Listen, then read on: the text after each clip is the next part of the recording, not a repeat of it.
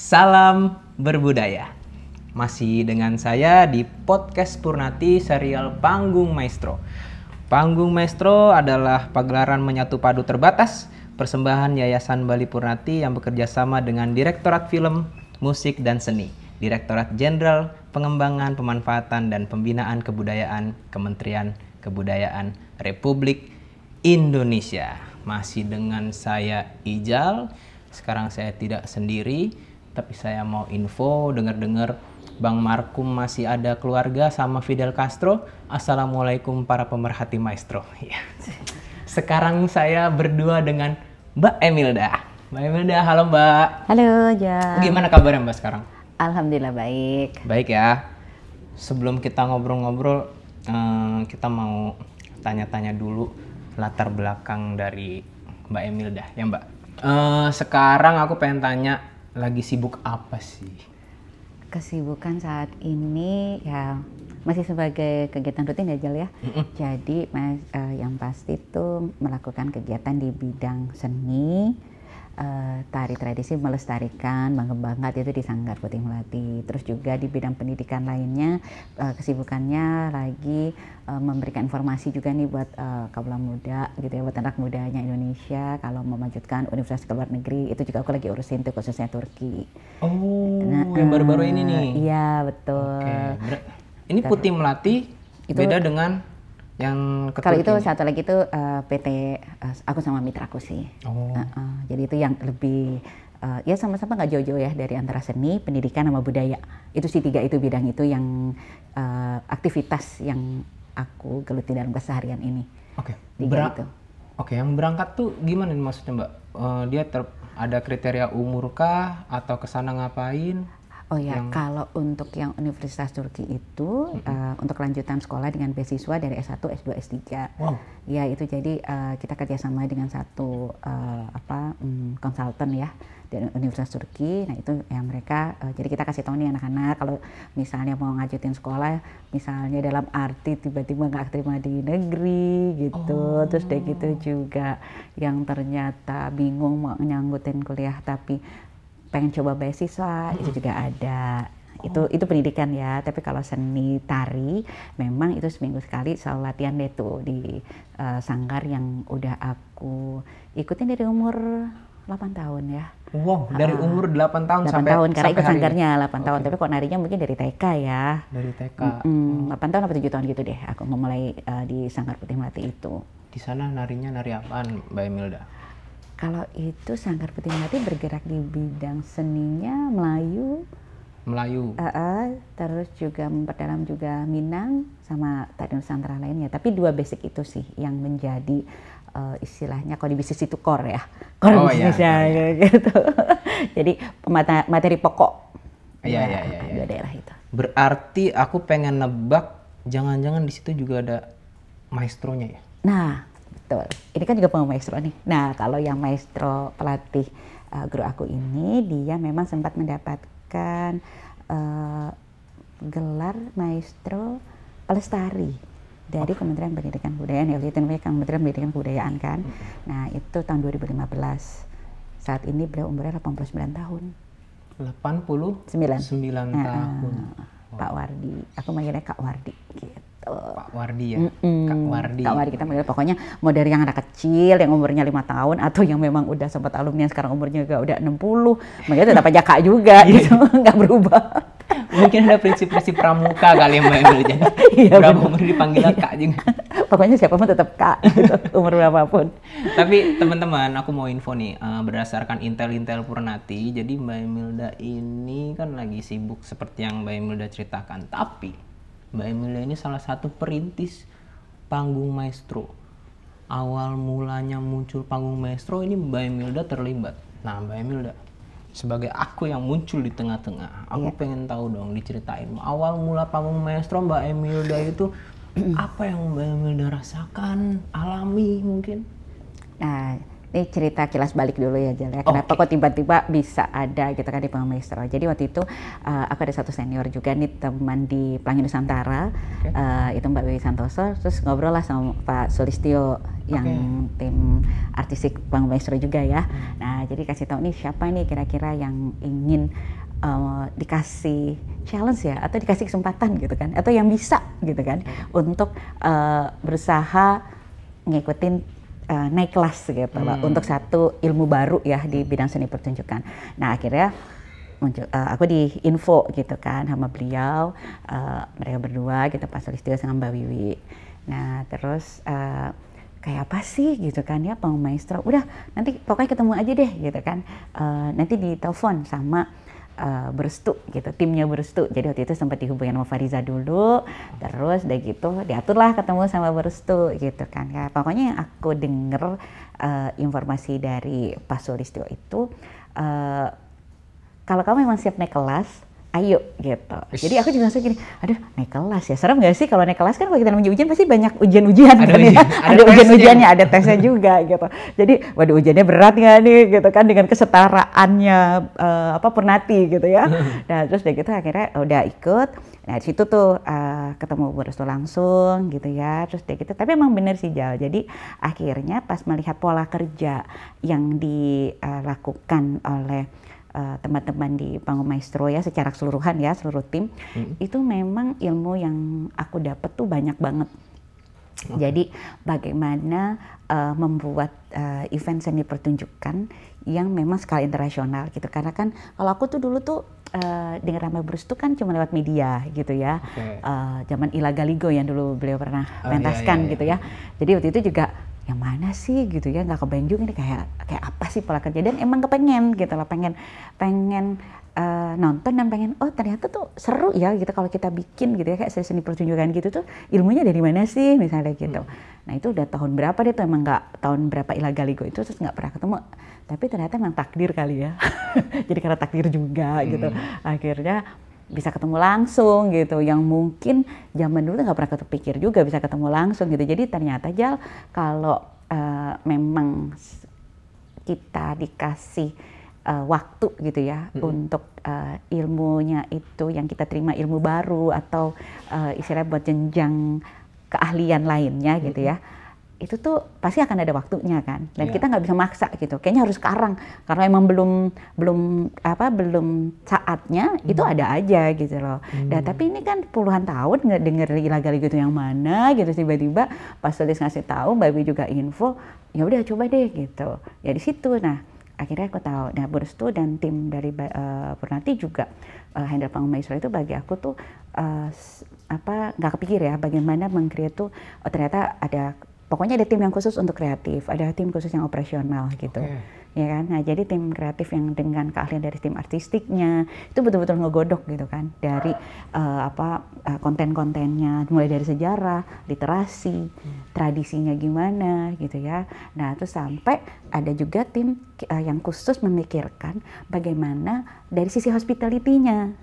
Nah gitu kan, kadang nggak kepikiran kita pikir kan kalau nari ya udah bawa yang aja penarinya gitu kan, jadi mereka kasih tempat, mereka dandan segala macam persiapannya. Ini bayangan aku ya, mungkin kalau teman-teman yang lain udah tahu gitu kali ya, tapi jadi pas aku pikir, oh iya ternyata bagaimana memperlakukan para maestro di Panggung Maestro 1 dan seterusnya ini memang mulai kita karena mereka juga memiliki komitmen tinggi gitu ya, yang saat aku lihat saat visitasi itu kita datang ingin bertemu mereka tuh juga udah siap gitu Jal. Jadi bukannya yang kayak nggak ada kesiapan gitu. Jadi mereka memang dari pertama kita ketemu sikap profesionalismenya itu udah ada.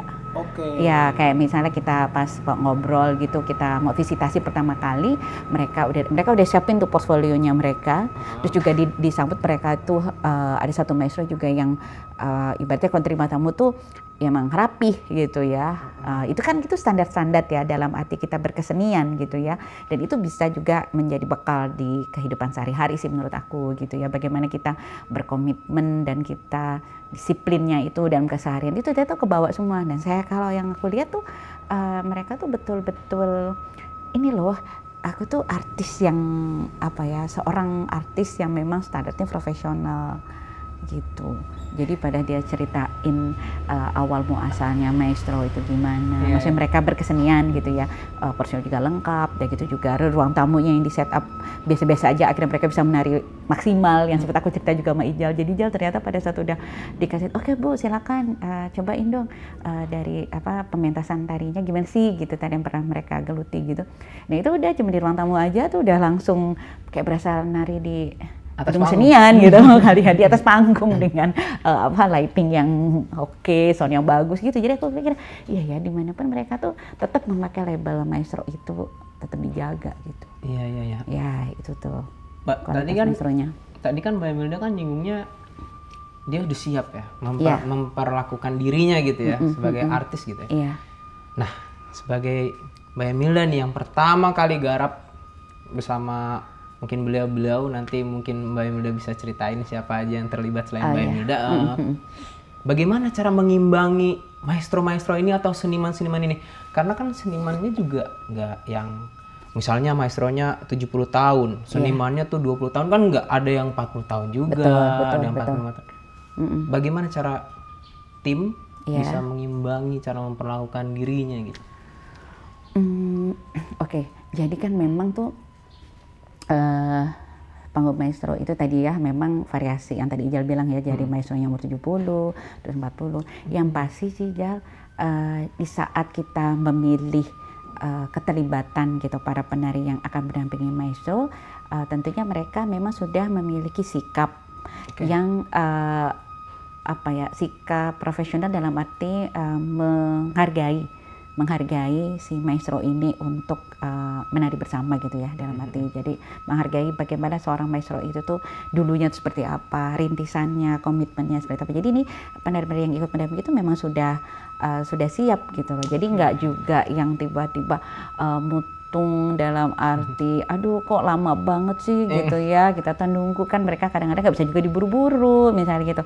Tapi yang aku lihat sih mereka lebih disiplinnya tetap terjaga ya gitu, dibanding nggak tahu yang sekarang sih, juga aku yakin juga sih anak-anak juga pada disiplin juga sih. Cepet kan kayaknya orang tua tuh mau pergi aja nih misalnya mau ke Gunungsan jam 7, mungkin jam 6 udah rapi gitu kan. Udah siap ya. Udah siap, nggak buru-buru. Malah kita yang gerabak-gerubuk udah siap iya, makanya kita aduh ditungguin nih gitu kan. Ayo cepet gitu. Jadi emang mereka mentalnya udah disiapkan untuk itu gitu. Mereka komit, jadi acaranya bisa smooth gitu, bisa on schedule, terus juga bisa untuk masalah kesehatan ya, terutama juga kan kita pada saat acara itu selalu kita siapkan juga untuk kesehatan dengan ada ambulans misalnya begitu, terus tim dokter juga ada di situ. Itu juga yang kita jaga juga pada saat pementasan atau sebelum. Dan juga dari sisi makanan ya Jal. Makanan ya? Ya, tim makan itu tadi tuh yang aku ceritakan, ada dua, ada tim kreatif, ada tim operasional. Nah, tim operasional salah satunya yang ngurusin logistik, yang ngurusin bagaimana mereka makan yang pantang kah, atau menjadi justru atau menjadi sumber yang akhirnya mereka bisa tetap stamina-nya terjaga. Nah, itu tadi juga tuh timnya tuh. Iya, Mbak. Jadi begitu banyak. Ada yang nggak makan daging, iya, atau cuma mau makan telur rebus aja, nggak mau makan nasi. Cuma telur aja, ada juga tuh Jan. Jangan ada yang nggak makan siang, nggak makan puasa. Ada juga mencari bakso. Nyarinya bakso. Tetap sih. Mbak, tapi waktu visitasi nih. Iya, waktu visitasi. Berarti kan Mbak kan visitasi yang pertama. Iya. Gimana tuh Mbak? Visitasi pertama kan aku bareng sama Pak Solistyo dan Rina. Waktu itu kita ke Palembang. Iya. Itu tarian apa tuh? Geni Sriwijaya. Geni Sriwijaya, oke. Nah, jadi di situ awalnya kita juga sempat cari kan, ini yang mana sih gitu loh maestronya, banyak informasi. Jadi berusaha juga, ayo pokoknya harus cari informasinya, kan memang udah dapat juga, tapi kan meyakinkan kalau memang para maestronya itu betul gitu ya, memang dari sisi literasi atau sejarahnya memang mereka terlibat gitu, yang ada itu kan juga susah gitu ya. Jadi kadang-kadang nemu orangnya pun gitu, kita harus betul-betul yang pas. Jadi jangan ketemu yang nanti udah lapisan keberapa terus udah gitu, tapi nanti ada drama-dramanya misalnya. Yang ngerti lah gitu itu juga ada. Ya, alhamdulillah di situ juga banyak pembelajaran yang tadi aku sampaikan. Setiap maestro yang kita datengin itu mereka ya sangat komit gitu. Sangat dan seneng banget pada saat kita kasih tahu akan ada satu panggung maestro, program acara yaitu namanya panggung maestro di Gedung Kesenian gitu ya. Waktu itu kan kita di sana ya di Gedung Kesenian Jakarta. Mereka tuh benar-benar yang seperti kayak mimpi. Oh, ada ya gitu. Terus jadi mereka kayak nggak nyangka juga, tapi seneng banget gitu, sampai yang mungkin tadinya kelihatan lesu tuh jadi semangat kan. Nah, jadi tuh banyak yang bagi mereka tuh banyak ilmu yang pengen mereka sampaikan juga gitu kan ke kaula muda, dalam arti generasi muda bahwa satu kesenian tradisi ini yang mereka geluti gitu ya, sampai mereka jadi maestro itu adalah satu bagian dari Indonesia dari sisi aset budaya gitu kan ya. Nah itu jadi terus mereka juga soalnya susah banget nih gitu kan, satu tempat yang untuk menunjukkan beberapa maestro dalam satu panggung gitu kan. Ya, mereka nggak pikir juga sih awalnya sih Jal, akhirnya harus ke Jakarta gitu, terus deh gitu harus show di sana. Terus memang kayak flashback persiapan mereka, zaman mereka dulu yang mungkin sebagai penari profesional dikirim misi budaya ke luar negeri, yang terlibat juga mungkin mereka juga penari istana gitu kan. Jadi kan akhirnya kayak, oh iya ya, jadi kayak flashbacknya mereka gitu. Jadi mentalnya emang mentalnya siap gitu loh, apapun kondisinya. Dan senang banget itu sih. Mungkin Mbak Imelda pernah mendapat tantangan gitu. Tantangannya maksudnya kan penarinya kan dari daerah mereka, kita izin untuk berangkat ke Jakarta menari. Mungkin ada pernah ketemu tantangan walaupun Mbak Imelda bilang mereka sudah siap gitu. Iya. Oh iya benar. Jadi kadang tantangannya gini, itu tadi ya, karena kan aku juga baru, kualitas penilaian gitu penari terhadap aku misalnya gitu kan, atau juga mungkin para tim artistik gitu, ada Bruce tuh, ada Pak Endo gitu, Pak Sulis gitu. Nah itu kan walaupun udah dikasih frame-nya gitu aja ya, kan takut kesalah juga gitu ya, tiba-tiba kayaknya ini bagus deh gitu penarinya gini-gini kan, itu tuh perlu persisi juga ya Jal, ngasih penilaiannya gitu kan. Jadi dari frame yang sudah dikasih gitu pada saat, jadi aku tuh sampai harus berkali-kali gitu nyaksiin itu tarian Gening Sriwijaya itu tuh ditarikan oleh para calon penari waktu itu ke Palembang itu kan.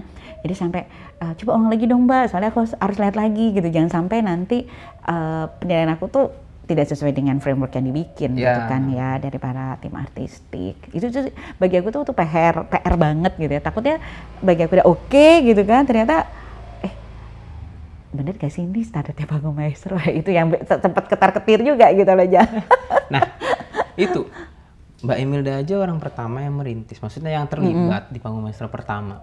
Terus Mbak Imelda masih deg-degan nih terkait standar apa yang kita bawa. Iya. Kita mungkin pengen tahu standar apa yang sekiranya tuh bisa dijelaskan ke teman-teman gitu.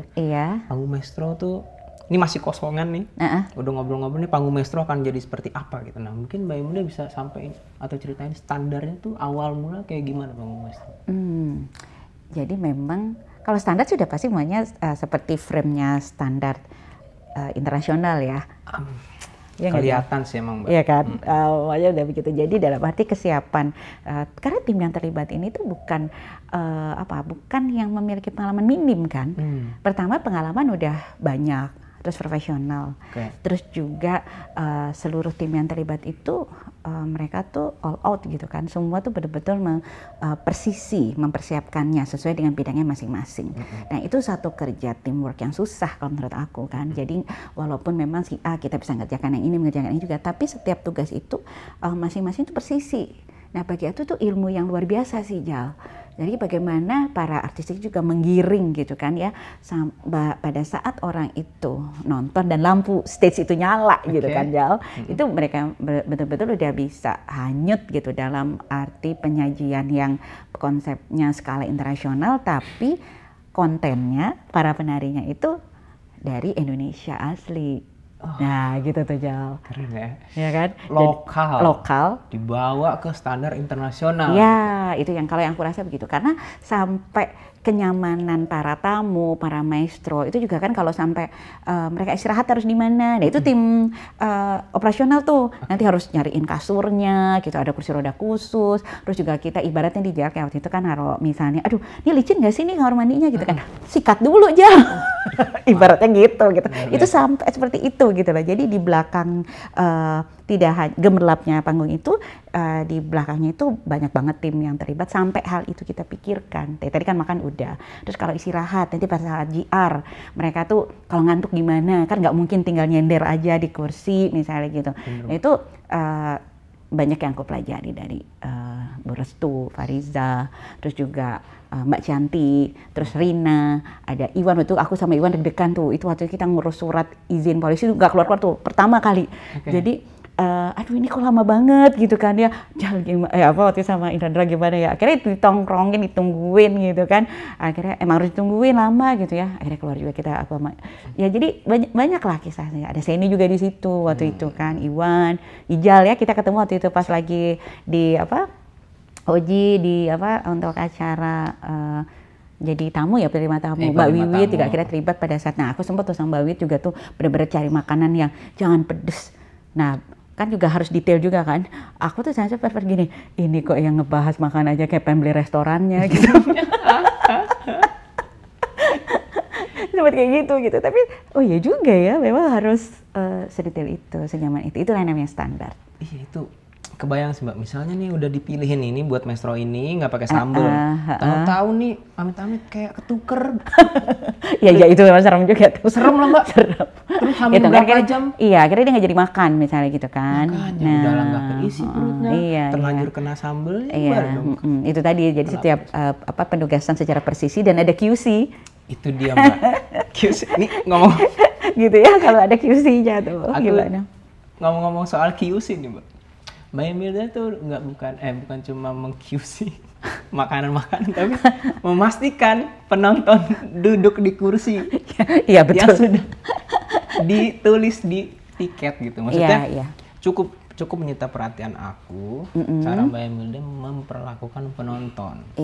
Mungkin semuanya sama seperti itu, tapi kayak Mbak Emilda tuh lebih nggak touchy ya, tapi gimana ya, lebih personal ke penontonnya. Nah, mungkin itu juga bisa secara umum harus dilakukan, tapi Mbak Emilda tuh seperti kayak kenal, kayak temen lama, kayak temen SD gitu loh. Padahal kan semuanya Mbak Emilda perlakukan sama gitu. Nah mungkin ada standar. Di luar maestro, di luar makanan, di luar operasional. Mungkin itu operasional juga ya Mbak? Iya. Masuk tim penerima tamu ya. Iya, detailing sampai ke orang tuh bisa nyaman nonton. Gitu. Mungkin Mbak Emilda punya standar itu bagaimana Mbak? Nah, jadi itu tadi kan. Jadi dalam satu seni pertunjukan itu ternyata juga ada sisi hospitality-nya kan Jal. Yang tadi aku ceritain, mulai dari kenyamanan para maestronya, seluruh pendukung, juga makanan bagaimana kita menyapa, kita memperlakukan orang gitu ya. Nah yang pertama itu memang hati tuh kayaknya harus happy, harus seneng gitu ya. Jadi harus seneng dulu nih, dikasih tugas apapun, misalnya aduh ngapain sih kok harus datang jam 4 gitu kan, nanti kan terima tamu masih jam 7 misalnya gitu kan. Nah itu kadang-kadang, itu juga harus kita jelasin tuh gitu, iya nih jam 4 nih ada acara begini-begini. Itu pokoknya pertama harus kita ingatkan, kalau di depan terima tamu lah gitu ya, itu yang pertama kan harus happy, harus kita seneng dan harus menghargai mereka untuk datang, karena waktunya juga, dan gitu juga itu kan mereka meluangkan gitu kan dia ya. Nah itu yang kita harus menghormatin tuh gitu, jadi harus benar-benar yang kita hargain mereka untuk hadir gitu. Tadi kuncinya itu tadi happy itu sih, seneng ya Mbak? Iya harus seneng, dan nggak boleh itu merasa jadi beban gitu. Kalau itu aku setuju sih Mbak, pokoknya Mbak Emilda sangat menyita perhatian kalau udah hai gitu kayak menyapa sumpah Mbak. Cuma gini Mbak, pengalaman aku menerima tamu kan aku pernah di-lead sama Mbak Emilda juga. Iya. Cuma penonton ternyata ada yang tahu sama nggak tahu soal gong itu Mbak. Jadi ada yang dia menunggu-nunggu memang tahu gong akan dipukul. Ada juga yang begitu gong dipukul dia loncat Mbak. Karena dia nggak tahu kan. Aba-abanya itu gong 1, gong 2, dan gong 3. Nah mungkin bisa jadi moodnya itu keganggu gara-gara gong. Kayaknya harus dikasih tahu juga tuh. Iya benar. Itu Ini- kayak tugas apa nggak semuanya ya orang yang pernah datang terus pernah nonton ya dengan nonton seni pertunjukan yang pakai 3 kali gong itu gitu ya. Karena mungkin mereka nggak nonton bioskop ya, tinggal masuk kasih sobek tiket duduk. Tapi kan ada Duduk. iklan gitu. Jadi seru sih Mbak. Iya. Aku terlibat di penerimaan tamu itu juga karena ngelihat standar itu Mbak Imelda memperlakukan penonton gitu. Keren sih. Cuma ini Mbak, kalau dilihat kan ada standar internasional yang dibawa gitu ya untuk pementasan panggung maestro gitu. Kenapa sih si lokal kita ini, pertunjukan lokal kita ini, maestro-maestro kita ini benar-benar berbanding lurus dengan layaknya secara internasional harus menyaksikan panggung maestro gitu. Biasanya kan kita ini harus dibawa ke panggung maestro, harus dibawa ke internasional misalnya. Tapi ternyata dari sisi produk tariannya memang sudah layak gitu. Kira-kira kalau Mbak Imelda dihadapkan dengan investor dari Asik. New York gitu, Jadi secara gelar. bahasa gitu ya, Iya. Mbak Imelda akan menyampaikan apa gitu? Karena kita udah yang ke-9 kan ini, tiba-tiba datang ucuk-ucuk mau dipentasin ke Malaysia lah Mbak misalnya, atau ke Singapura atau ke Belgia gitu. Kira-kira Mbak Imelda nih membawa rombongan akan menyampaikan apa Mbak? Mbak, ini berangkat nih kita ini Mbak. Berangkat ya. Jadi yang aku akan sampaikan pertama ini adalah Indonesia, satu negara yang sangat banyak aset seni budayanya, dan itu adalah bentuk aplikasi dari kepribadian bangsa yang memiliki satu identitas yang cukup tinggi, gitu ya.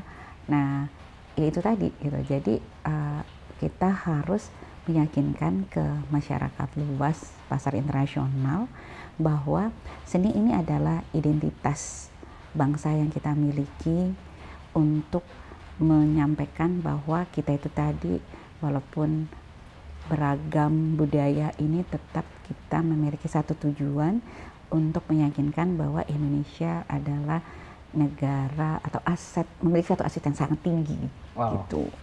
Negara yang berbudaya. Yang aku tonton juga itu nggak sih Jal? Bener sih Mbak. Itu ya. Nah, kalau misalnya buat penonton yang di sini, kira-kira panggung maestro layak ditonton sama teman-teman di Indonesia itu karena apa Mbak?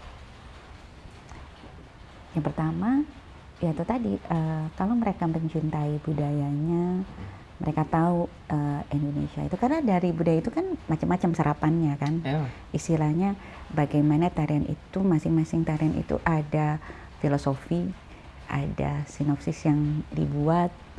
Nah itu biasanya tuh menjadi alat pelajaran juga, atau alat promosi juga, dan juga alat ilmu pengetahuan ya tadi dari sisi pendidikan itu kan mereka bisa melihat dari sejarah juga. Karena dari masing-masing tarian itu juga penggambaran keseharian juga bisa disetujui gitu Jal. Jadi bagaimana cara berjalan seorang wanita kadang itu dari satu tarian itu juga bisa tersampaikan gitu kan. Bagaimana perempuan ini bisa tangguh misalnya gitu. Jadi nggak perlu ngomong panjang kali lebar atau gimana, tapi tinggal duduk terus lihat itu ada pesan apa sih dari satu tarian yang disampaikan ini gitu. Dari seni pertunjukan secara keseluruhan ini mau apa. Nah itu bisa juga tuh Jal.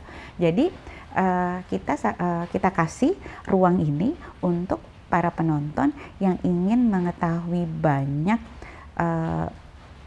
adat istiadat juga, kebiasaan atau keahlian kita, kehidupan kita sehari seperti apa di Indonesia, tapi lewat seni.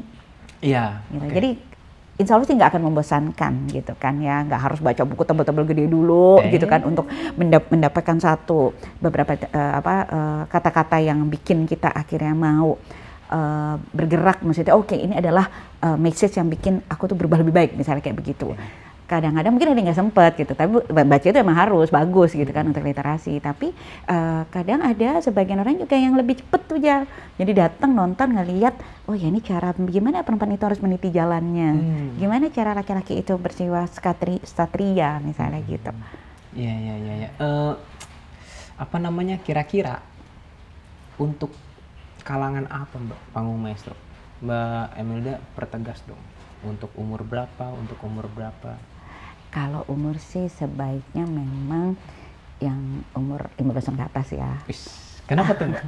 Sebenarnya 12 juga boleh gitu kan. Kayak kemarin juga kan aku bawa anak itu seneng tuh ngelihat Topeng Cirebon karena dinamis misalnya gitu kan. Nonton tuh itu anak-anak SMP gitu. Akhirnya mereka pengen latihan, aku pengen dong latihan gitu untuk yang seperti itu misalnya kayak gitu. Terus aku bilang ya jangan dirasanya, tapi lihat juga bagaimana kemampuan Mimi itu saat itu kan, semangatnya beliau di kursi roda terus udah gitu langsung dapat energi gitu kan ya, sama yang tadinya kakinya mungkin sempet nggak bisa jalan atau lemes, nah berapa hari setelah perjalanan itu bisa jalan keliling sekitaran hotel gitu, jadi karena jadi kayak amunisi baru gitu ya buat para maestro gitu. Seger jadi terapi.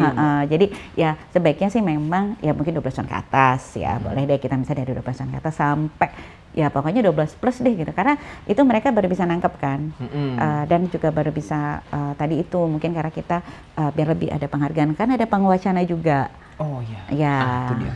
Itu yang harus kita kasih tahu para guru-guru, mungkin ya guru-guru sejarah, guru-guru sejarah budaya ya, seni budaya itu udah pasti. Jadi dia bisa datang, bisa menjadikan tempat ini untuk langsung berinteraksi atau berdialog langsung kan sama para mahasiswa, seperti apa mereka perjalanannya gitu, apa message pesan-pesan dari dari seni dari tarian-tarian itu yang mereka tampilkan. Itu emang dari awal panggung wacana itu sebelum pentas, berarti di pentas. Siangnya atau di sorenya? Iya gitu? Betul.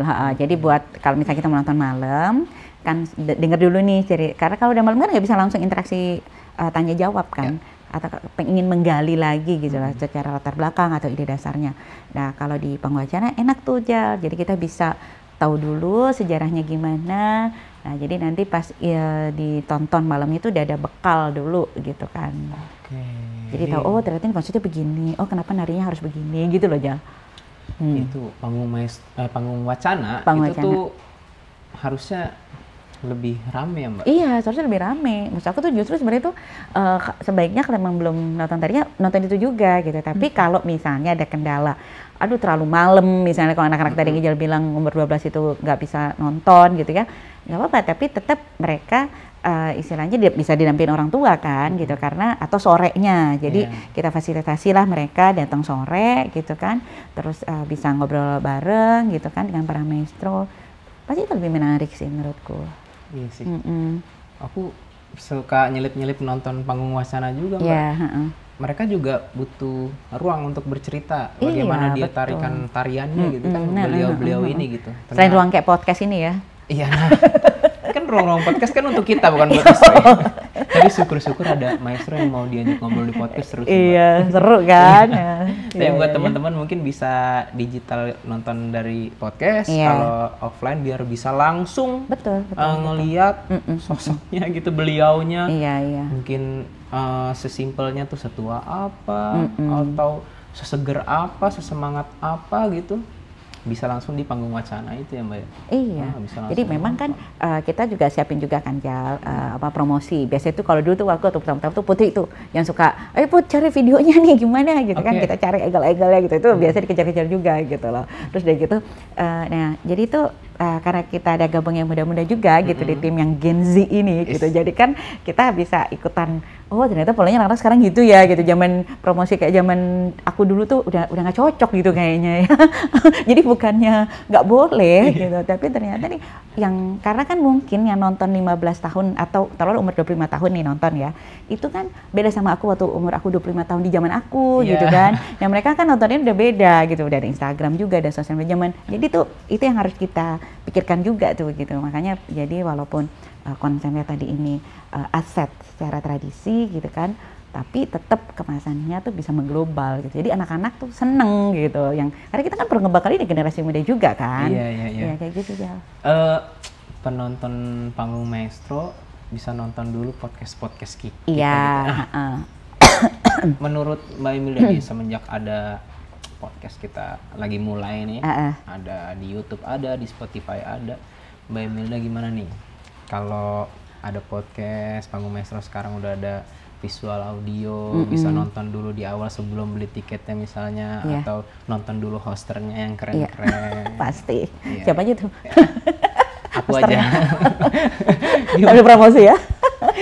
Gimana Mbak? Kalau promosi kita udah mulai merambah ke harus dan itu bagus, udah keren banget gitu ya. Jadi ada karena itu tadi di zamannya ini memang kita sudah harus ke digital gitu. Ya tadi penggabungan antara offline dan online gitu kan. Nah, supaya karena nih waktu itu juga pernah kan temanku juga cerita, ada teman-teman yang misalnya agak jauh gitu ya. Nggak kebayang juga dia kenal dengan para YouTuber gitu. Ternyata tuh antusias banget gitu.